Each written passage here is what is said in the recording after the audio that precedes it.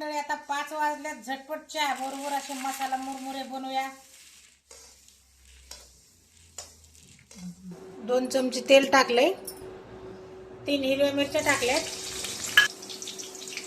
अर्धा चमचा मोहरी टाकली, 1 चमचा जिरी टाकली, अर्धी वाटी शेंगदाणे टाकलेत, 4-5 पानं कढीपत्त्याची टाकलेत, 10 ते 15 काजू टाकलेत,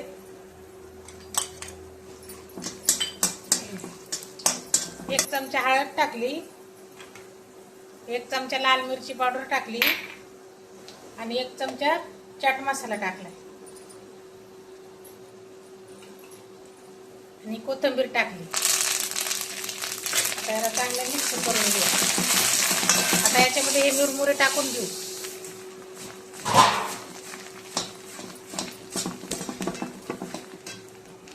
एक चमचा नमक टाकू.